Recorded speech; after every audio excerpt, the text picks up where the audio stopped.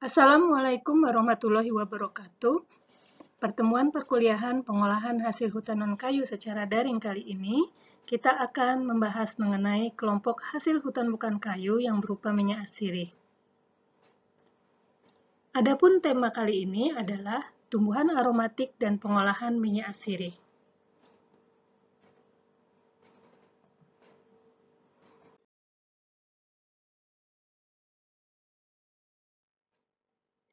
Dalam perkuliahan ini akan dibahas mengenai info hasil hutan bukan kayu, pengertian tumbuhan aromatik dan jenis tumbuhan penghasil minyak asiri, kandungan kimia penyusun minyak asiri, dan bagian apa saja yang ada dalam tumbuhan, dan tumbuhan yang menghasilkan minyak asiri, kemudian potensi tumbuhan aromatik Kalimantan yang bisa menghasilkan minyak asiri. Hasil hutan bukan kayu merupakan hasil hutan hayati, baik nabati maupun hewani beserta produk turunan dan budidaya kecuali kayu yang berasal dari hutan. Selanjutnya, hasil hutan bukan kayu akan kita sebut sebagai HHBK. HHBK dipersiapkan menjadi primadona baru di sektor industri kehutanan masa depan. Klasterisasi industri kehutanan dan pola kemitraan menjadi salah satu senjata utama untuk mewujudkannya. Sampai saat ini, Kementerian Lingkungan Hidup mematok produksi HHBK untuk tahun 2020 hampir 2 kali baseline pada tahun 2019. Hingga berita pada Februari 2019 tahun lalu disebutkan bahwa kelompok usaha perhutanan sosial telah menghasilkan 61 produk HHBK untuk dipasarkan. Di antaranya adalah buah merah, minyak asiri gaharu, jus pala, minyak asiri kayu putih, madu, kain, tenun, dan kopi. Hal ini menunjukkan bahwa minyak asiri merupakan salah satu produk dari 61 produk yang dihasilkan dari usaha kelompok usaha perhutanan sosial dan menjadi urusan Kementerian Kehutanan. Dalam Peraturan Kementerian Kehutanan tahun 2007, yaitu Permenhub nomor 35-Menhub-2007, terdapat 9 kelompok yang masuk dalam kelompok HHBK, yang semuanya menjadi urusan Kementerian Kehutanan. Yaitu diantaranya adalah resin dengan 14 jenis, kemudian minyak asiri 20 jenis, minyak lemak 19 jenis, pati 9 jenis, dan buah-buahan 36 jenis. Kemudian ada tanin 12 jenis, pewarna 21 jenis, dan getah 11 jenis, serta tumbuhan obat sebanyak 157 jenis, kemudian tanaman hias 126 jenis, kemudian palma 3 jenis dan bambu 46 jenis, alkaloid 1 jenis, dan kelompok lainnya adalah 6 jenis. Komoditas minyak asiri sendiri bukan hanya merupakan komoditas yang diurusi oleh Kementerian Kehutanan, atau saat ini disebut dengan Kementerian Lingkungan Hidup dan Kehutanan. Namun, beberapa kementerian juga mendukung perkembangan komoditas minyak asiri ini, dengan peran dan cakupannya masing-masing. Berdasarkan buku Indonesian Essential Oils, The Scent of Natural Life, dari Kementerian Perdagangan Indonesia pada tahun 2011, disebutkan bahwa Kementerian Pertanian, Kehutanan, Koperasi dan UMKM, Industri, Perdagangan, Kesehatan, Keuangan, dan Pendidikan juga memiliki peran dalam pengembangan komoditas minyak asiri ini. Kementerian Pertanian memiliki peran dalam kebijakan pertanian dan peningkatan SDM petani. Kementerian Kehutanan memiliki peran dalam kebijakan kehutanan yang meliputi jenis-jenis tumbuhan hutan seperti gaharu, masoi, dan cendana, walaupun masih banyak sumber lain yang belum dieksplorasi. Kementerian Koperasi dan UMKM terkait dengan pengembangan UMKM dan industri rumah tangga, Kementerian Industri terkait dengan kebijakan industri, terutama untuk pabrik-pabrik besar, Kementerian Perdagangan terkait kebijakan perdagangan dan promosi, Kementerian Kesehatan terkait kepastian standar kesehatan dan pengeluaran sertifikat untuk produk-produk yang dihasilkan, Kementerian Keuangan terkait dengan pajak, dan Kementerian Pendidikan terkait dengan pendidikan dan riset.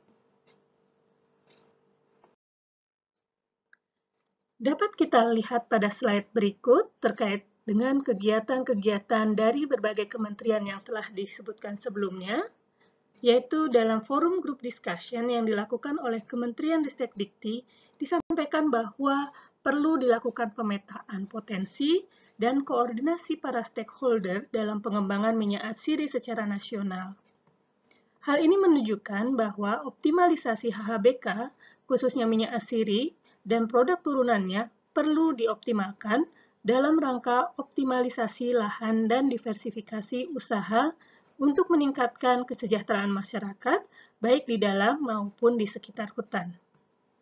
Selain itu, Kementerian Lingkungan Hidup dan Kehutanan juga mendukung optimalisasi pengelolaan dan pemanfaatan hutan dalam pengembangan minyak asiri kayu putih di lahan perhutani akibat adanya permasalahan kekurangan pasokan kayu putih di Indonesia.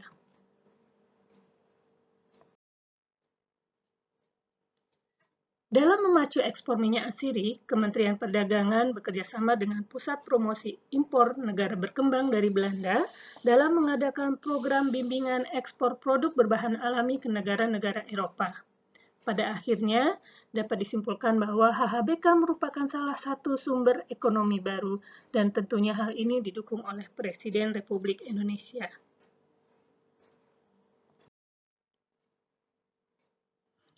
Tumbuhan aromatik merupakan tumbuhan yang memiliki senyawa-senyawa aromatik yang pada dasarnya mudah menguap pada suhu temperatur. Sedangkan minyak asiri adalah bahan alam yang dapat diekstrak dari satu jenis tumbuhan, tentunya tumbuhan aromatik. Lalu mengapa kita perlu mempelajari tumbuhan aromatik? Karena tidak semua tanaman herbal di Indonesia dimanfaatkan potensinya. Indonesia yang punya lahan dengan biodiversitasnya yang tinggi hanya ada di urutan ke-31 dalam produsen produk aromatik dunia.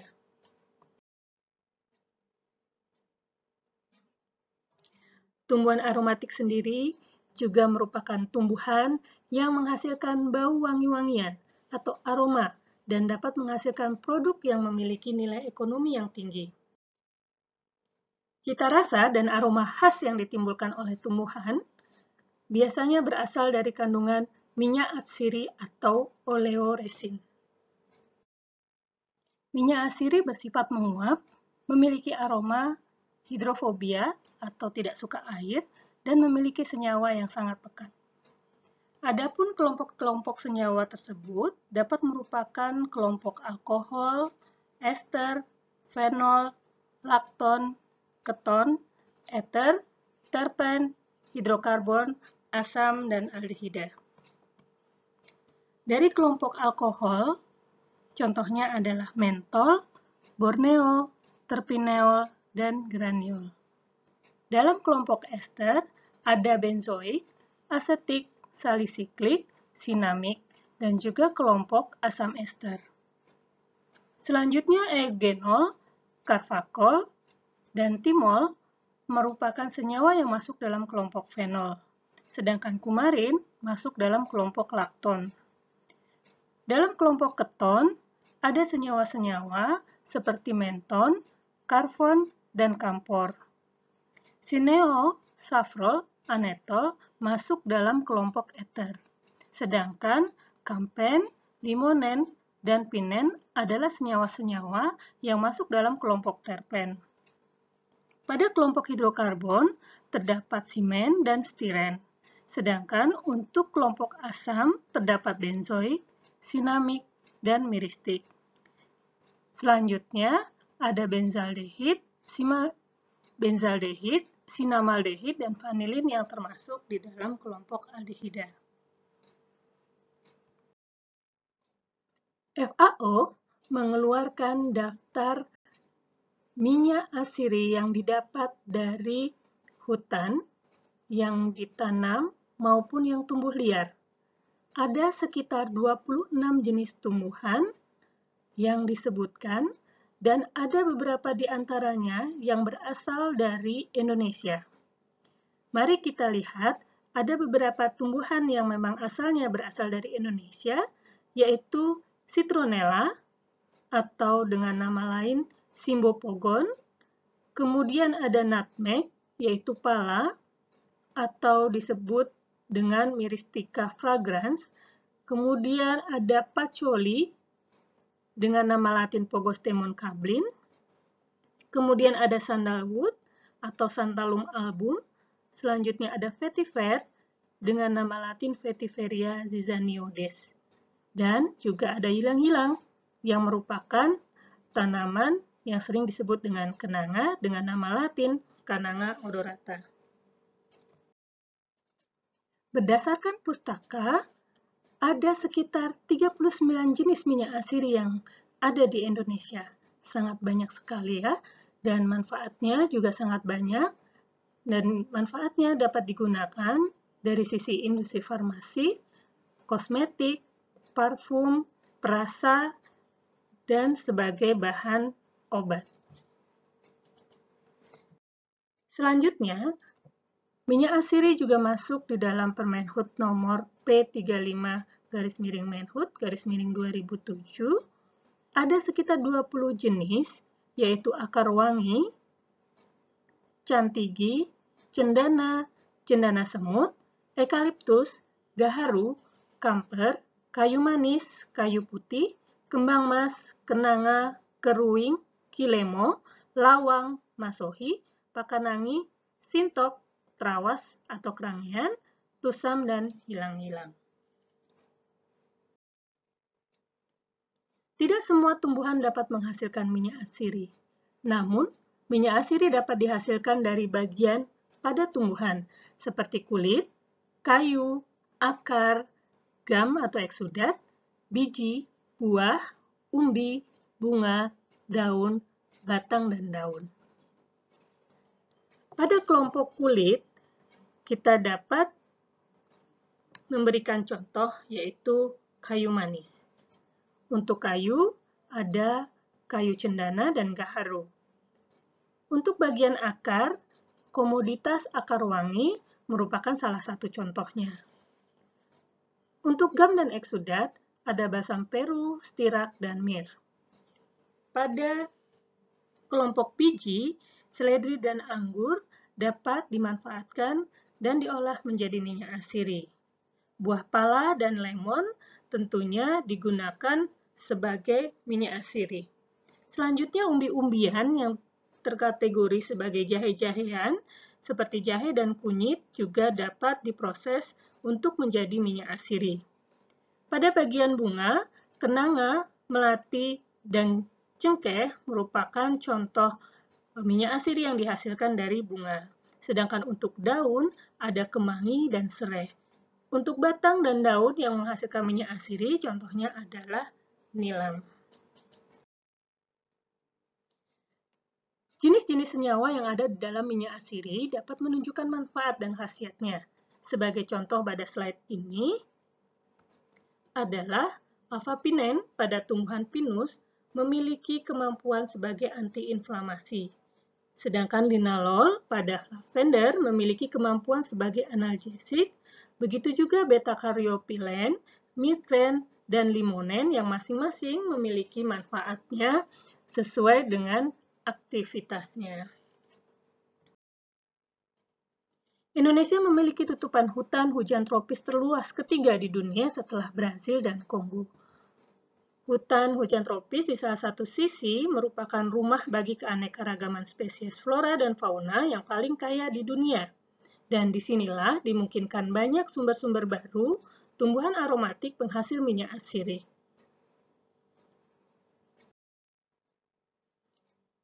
Berdasarkan pencarian pustaka, klasifikasi keluarga tumbuhan yang tumbuh dominan pada hujan hutan tropis di Kalimantan Timur adalah Dipterocarpaceae, Myrtaceae, Euphorbiaceae, dan Lauraceae. Di akhir slide nanti, kita akan tampilkan jenis-jenis kelompok tumbuhan aromatik dari Kalimantan Timur yang berpotensi menghasilkan minyak asiri dan tentunya masuk dalam beberapa keluarga tumbuhan yang dominan di Kalimantan Timur. Namun sebelumnya, kita akan mencoba melihat beberapa minyak asiri yang sudah cukup dikenal dan manfaat yang ada dari minyak asiri tersebut. Sumber atsiri yang banyak dikenal. Pernahkah kalian tahu bagian tumbuhan yang ada pada slide ini? Ya, terlihat di sini ada daun salam, daun kunyit, daun nilam, daun sereh, buah pala, cengkeh, dan kayu manis. Apakah kalian juga sudah mengetahui bahwa bagian tumbuhan ini juga dapat menghasilkan minyak asiri? Tumbuhan ini menghasilkan minyak asiri yang banyak sekali manfaatnya. Mari kita lihat slide berikutnya. Contohnya adalah minyak kunyit. Minyak kunyit disebut juga dengan kurkuma oil, berfungsi sebagai analgesik dan juga digunakan untuk rematik dan sakit persendian pada saat kondisi dingin. Untuk minyak nilam, biasa dikenal dengan patchouli oil, merupakan pengikat minyak asiri, merupakan fixative oil. Minyak pala adalah sumber miristisin, bermanfaat untuk mengatasi rematik, nyeri otot, dan sakit gigi. Minyak pala merupakan bahan industri farmasi dan kosmetik. Minyak jeruk purut merupakan aroma makanan, merupakan sumber citronella, citronellol, nerol, dan limonena, dan minyak ini sering disebut dengan kaffir lime oil. Selanjutnya ada minyak sereh wangi yang memiliki sifat antimikroba dan digunakan sebagai pengusir serangga. Minyak ini merupakan sumber citronella. Kemudian ada minyak sereh dapur yang berfungsi sebagai aromaterapi dan antimikroba serta dapat mengusir serangga. Nama lain dari minyak ini adalah lemongrass oil. Sumber asiri dari bunga. Minyak mawar merupakan minyak asiri yang dihasilkan dari bunga. Nama lainnya adalah rose oil dan digunakan sebagai bahan kosmetik. Minyak kenanga atau kananga oil merupakan bahan perasa dan pewangi. Sumber asiri dari pohon. Lalu, siapa yang tidak mengenal gaharu di Kalimantan? Resin yang dihasilkan pada pohon penghasil gaharu ini dapat diproses untuk menghasilkan minyak asiri gaharu. Minyak gaharu merupakan bahan kosmetik dan juga parfum. Dalam perdagangan, minyak gaharu dikenal sebagai agarwood oil. Dan ada minyak asiri baru yang berasal dari Kalimantan Timur, yaitu minyak asiri kayu bawang. Minyak asiri ini berasal dari daun Scorodocarpus bornensis yang mengandung sulfur yang tinggi sehingga dapat dijadikan sebagai bahan antibakteri. Sayangnya, tumbuhan ini sudah masuk dalam kategori langka. Dari hasil penelitian tersebut telah ditulis dalam artikel dan dipublikasikan dalam jurnal ilmiah internasional. Selain itu, ada 12 jenis tumbuhan aromatik lain yang dari Kalimantan Timur yang telah diuji di laboratorium. Berdasarkan literatur, tumbuhan tersebut juga sudah dikenal manfaatnya sebagai tumbuhan obat. Dan inilah tumbuhan-tumbuhan tersebut, tumbuhan-tumbuhan yang berasal dari Kalimantan Timur. Dari hasilnya menunjukkan bahwa dari jumlah bahan baku yang sama menghasilkan rendemen dan sifat fisik yang berbeda. Sehingga menjadi catatan adalah setiap tumbuhan memiliki kandungan minyak asiri yang berbeda dan bahkan bisa jadi tidak memiliki kandungan minyak asiri. Warna minyak asiri berbeda-beda. Hal ini tergantung dari komposisi senyawa yang terkandung di dalamnya tentunya. Inilah hasil penyulingan minyak asiri tersebut. Dapat dilihat dengan jelas ya, bahwa dari hasil penyulingan dari beberapa jenis tanaman ini memiliki rendemen dan warna yang berbeda. Tabel ini menunjukkan bahwa dari beberapa jenis tumbuhan tadi yang berasal dari Kalimantan Timur dapat menghasilkan minyak asiri. Selain itu, minyak asiri tersebut memiliki aktivitas yang baik dalam menghambat pertumbuhan bakteri Streptococcus mutans. Seperti yang telah disebutkan sebelumnya, bahwa terdapat keluarga tumbuhan yang dominan di Kalimantan Timur. Salah satunya adalah keluarga Myrtaceae. Hal ini menunjukkan bahwa Mirtase memiliki potensi untuk dikembangkan di Kalimantan Timur sebagai sumber penghasil minyak asiri. Salah satu minyak asiri yang populer di Indonesia adalah minyak kayu putih, karena hampir semua penduduk Indonesia menggunakan minyak kayu putih. Dan sampai saat ini, kebutuhan minyak kayu putih di Indonesia masih belum cukup, sehingga masih melakukan impor jenis minyak asiri lain, yaitu jenis eukaliptus sebagai bahan tambahannya. Minyak kayu putih dapat diperoleh dengan menggunakan teknik penyulingan kukus.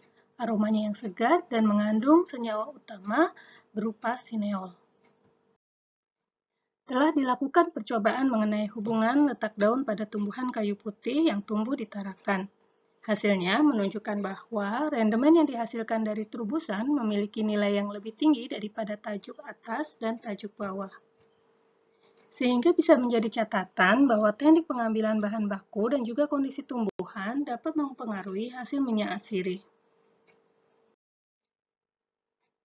Kemudian ada juga genus eukaliptus dari keluarga Myrtaceae yang juga dapat menghasilkan minyak asiri. Banyak jenis-jenis tumbuhan eukaliptus yang juga dapat menghasilkan minyak asiri. Di Kalimantan Timur, terdapat jenis eukaliptus yang tumbuh di hutan tanaman industri, yaitu eukaliptus pelita. Batangnya dimanfaatkan sebagai bahan baku pulp dan kertas, sedangkan daunnya masih menjadi limbah. Adapun limbah daunnya selama ini belum termanfaatkan, dan selanjutnya Laboratorium Kimia Hasil Hutan telah melakukan penelitian dengan mengolah limbah daun menjadi minyak asiri. Minyak eukaliptus merupakan salah satu minyak asiri yang menjadi pengganti kayu putih karena kandungan sineol yang terdapat di dalamnya. Dan selanjutnya adalah keluarga Lauraceae yang juga merupakan salah satu keluarga yang tumbuh dominan di Kalimantan Timur. Dari jenis-jenis tumbuhan Lauraceae ini, banyak yang menghasilkan minyak asiri. Bila dilihat pada tabel berikut, terlihat bahwa ada 13 genus yang masuk dalam keluarga Lauraceae yang tumbuh di Kalimantan Timur. Hal ini menunjukkan potensi bahwa Kalimantan Timur dapat menjadi tempat atau sumber penghasil minyak asiri yang berasal dari pohon. Contohnya adalah genus Cinnamomum. Dari hasil penelitian yang telah dilakukan di Laboratorium Kimia Hasil Hutan, minyak asiri genus Cinnamomum yang terdiri dari 3 jenis yang berbeda menampilkan bioaktivitas yang baik dari ketiganya. Ketiga jenis minyak asiri ini memiliki kemampuan untuk menghambat pertumbuhan bakteri Streptococcus sobrinus dan Streptococcus mutan.